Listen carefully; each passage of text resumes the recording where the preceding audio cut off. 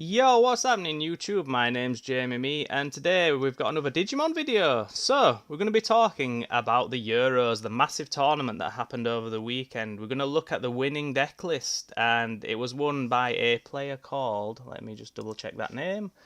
It was, I'm going to get into why he's listed quite far down in just a second, so bear with me. It's Daniel Opiola, and he came in first place with Bonds of Friendship. Congratulations, Daniel. We're going to take a look at his deck list and we're going to dig into it. I'm a big time Diaboromon.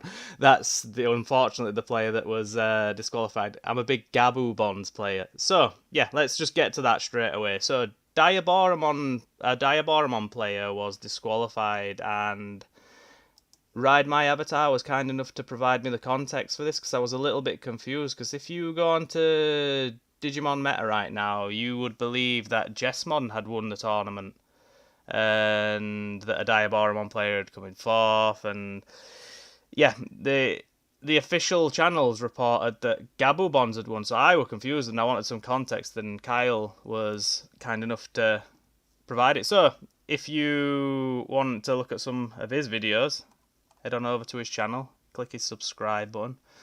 He's doing some great coverage by the look of it already. He's already got the winners for the Euros up. He's got some, I think I've seen these Market Watch videos before where are they the ones where he encourages people to get cards before they get too expensive? But yeah, cool stuff. Cheers again, Kyle. So here's the context that he provided. One of the judges, if you look on the screen right now, a player called Obi has been disqualified basically for what I'm assuming is bad conduct. It reads that way, and they caught on to what was happening in the top 8, and they decided to disqualify the player moving forward, and his last opponent advanced in the tournament instead of him. So alright guys, I just thought I'd add a little bit more context because I found out some more information. So, to make things clear, my understanding is that the tournament was set over 2 days, and Jessmon did come at the top of the standings in the end overall, but when it went to day 2 and they did the top 16, when they got to the final 8, that is when the player was disqualified. So I'm not sure to what extent it affected the standings and everything like that, but that's what I've been told is what happened. And if I find out any more information, I'm just going to leave it in the comment section below. So, back to the video as it was originally recorded. With that said though, please don't contact any of the people mentioned in this video because, as I say, this is just my attempt at doing a little bit of context for the video, just so that there's no confusion. So, let's dig into the good stuff anyway and get straight past the unpleasant stuff. Let's have a look at Daniel's deck. What a day he's had. So, I love Gabubonds because it plays a lot like the deck that I've played since set 1. I was one of the original villains of Digimon in that I played Rookie Rush from set 1, and you had your Upamon, and then you had this Gabumon, and you just pile in rookies and you just attack and hopefully win, which quite a lot of the time you did, I have to say. It were quite an easy deck to play, but then over time it got a little bit more complex where you added in hybrids, where you can search for tamers as well, and yeah, I really liked that deck type and how it was evolving. So when I found out that they were bringing out Gabumon Bonds of Friendship, Gabubonds, I was very excited because it was kind of similar to stuff I'd played before and enjoyed. Boo, I know. But yeah, so I went all in with that and I built the deck and I've had a lot of fun. I did a previous video, which I'll link in the description, where I won a tournament with a deck based on someone else's that I edited because we've got some Rookie Rush players in as locals, and I really like that deck. I draw a lot with it. It plays fantastic. But when you've won such a major tournament like Daniel has, it's well worth looking at how they've played, if you can, and what cards they've used. So let's dig right in. He's got the usual suspects in that. He's got his Upamon, he's got Demivemon. So sometimes some players will just not bother with this and they'll just have the 4 for consistency. But I've always been on the paranoid side where I don't want to end up in a matchup that goes long and I'm without that extra egg that I can draw and evolve onto and potentially go for game if, I'm in a really bad situation. So I always go for the 5 where I can. They have the draw 1 Gabumon, that's to be expected. So let's have a look at the ratios that are a little bit different than usual. I'm assuming everyone who's watching this video is quite familiar with Gabubonds, and a lot of people are playing it. I mean, you only have to look at the tournament results to see. Let's see. 1, 2, 3, 4, 5, 6, 7, 8, 9, 10, 11. I've probably missed 1 or 2 there, but yeah. This is for sort of players that are used to it and they're looking for deck lists or they're just looking for news to do with the Euros. So let's take a look at these ratios. He's gone for just 2 Gabumons that search out your tamer. I assume that this is because he's thought to himself that he's got the draw power with the new X1 Gabumon where you can, when you're attacking, you can look up the top 3 cards and you can grab a tamer, Davis or Matt. You have to see Matt early, so it's important. You can grab one of them with this card from the top 3 when you're attacking. By the looks, so he's got evolve targets. He's got 1, 2, 3 where he's gonna evolve on top. He's got Octomon, which is it's the 7k beta that in the last video that I did, I was explaining why I went with Gorillamon, but Octomon's a solid choice because it automatically gets over all the prominent blockers, the 6k and 5k ones, whereas with Gorillamon, you do need one of the Gabumons below it to give it the boost and cards in your hand, so that looks like a better choice for consistency if that's something that you're worried about. He's gone for a Kakumon, which is a Digimon that can attack.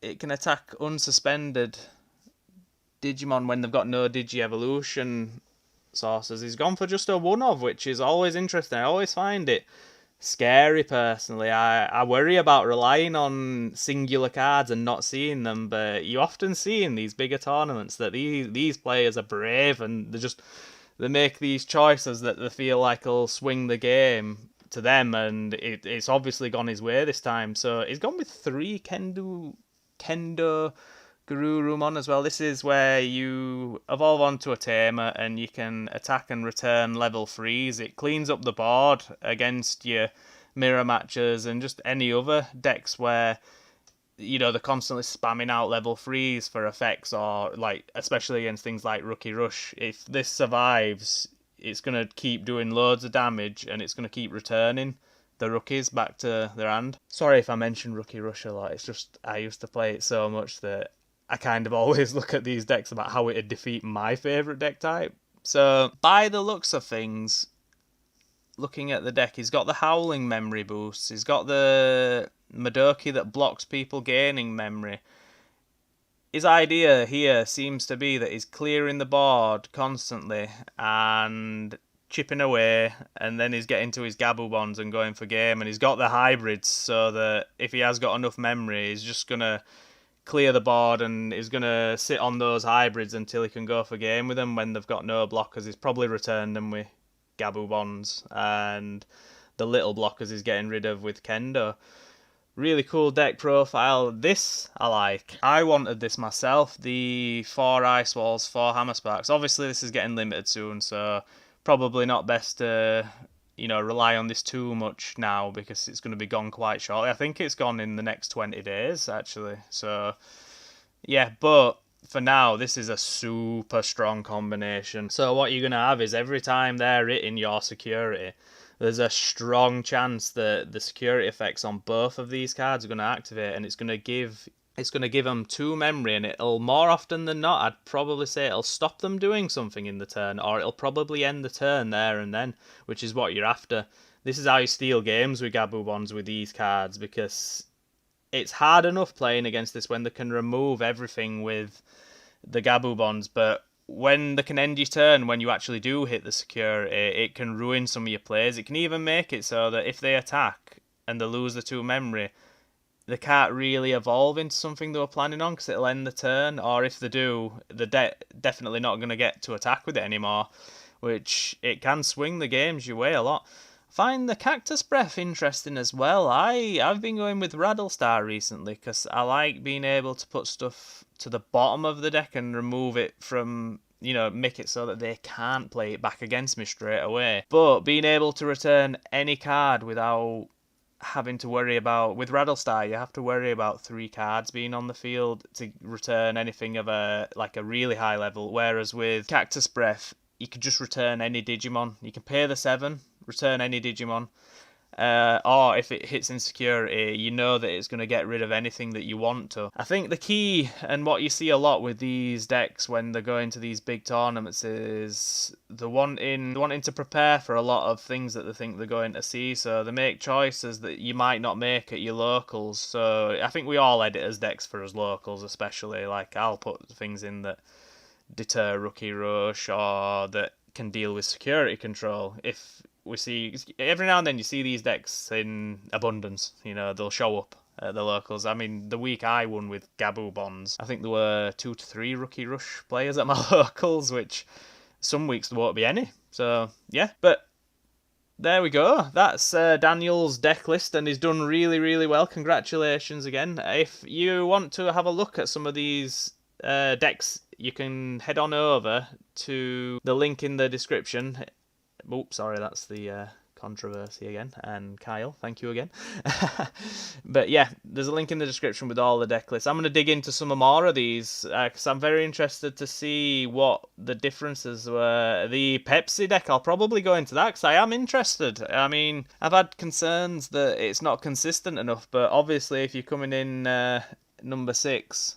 yeah, you're definitely doing well enough. So, thank you again for watching, and if you are interested in comic books, by the way, I create my own with the team of Archie Day and the fantastic artist known as Neri Riat. We're releasing B-Mecha shortly. I mentioned it in the last video, but it's Kaiju, well, Mecha versus Kaiju, and it's set in Leeds, which is round about where I'm from. I'm a West Yorkshire lad myself, and I'm so excited. We're just about a week away. We're launching on February the 8th, and we've got some fantastic surprises lined up. One of them is massive. Tomorrow, we're going to do another video, and honestly, I cannot wait to share this with you. You can also follow me on Twitter at JamieMeWrites, and also Instagram at JamieMeWrites, where we've got cool new artwork. And do I get in trouble for that? I don't know.